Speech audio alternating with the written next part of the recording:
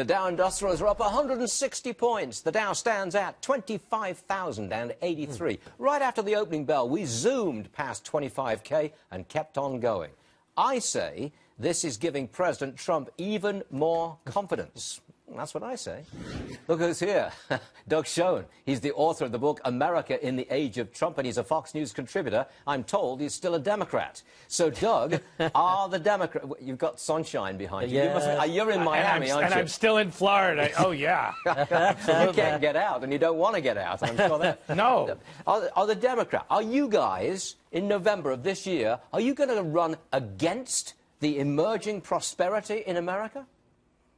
I think there's going to be an election based on the need for change, a president who, despite the good economic news, Stuart, has low approval ratings, who has had one signature achievement that itself is not popular. And I think the Democrats will run against. I'd feel better, and I know the audience would, if the Democrats had a competition of ideas. Yes. But what I've seen so far suggests that the party and me, once again, will diverge in strategy and tactics. I think you've lost your own party. I think that's what's happened. I mean, you've been dragged so far. I think they've lost me. You have, maybe so. But where's the positive ideas?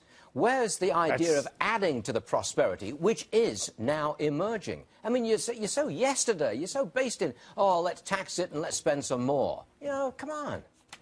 Well, again, I think the Democrats would do very well on both immigration and on infrastructure to seek a dialogue with the president, both because I think it's good politics and good government, and most of all, good for the country. I think, yes, there are votes in just resisting, but there are more votes in cooperating and being a principled opposition. Yeah, well said, Doug. Hold on for a second. John Layfield with me. Now, look, Please. You're a market guy. You're a money guy. Comment on politics for a second, will you? Are the Democrats going to run against this emerging prosperity? They are, and what they're going to run on, they're going to run on emotion. The congressman they had for Ohio, I think, is indicative of what the Democrats are going to do. He had an argument as deep as a wading pool. When you don't have facts, you argue on emotion. You talk about the rich getting too much. You talk about the wealthy guy in the corner office, and you run on populism, because I don't think they can run right now on the economy. Right. Didn't get Al Gore elected. Good point. That's a good point. Go ahead, Doug. Go ahead. But both Lizzie and John are right.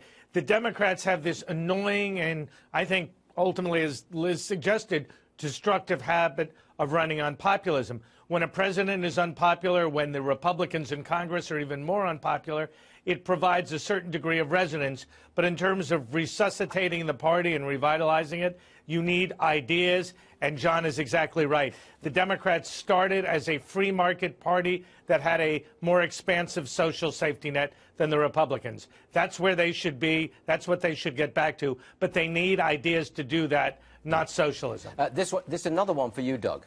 Keith Ellison, and I'm sure you know him. He's the deputy chair of the DNC. He tweets a picture of himself holding a book that promotes the Antifa movement.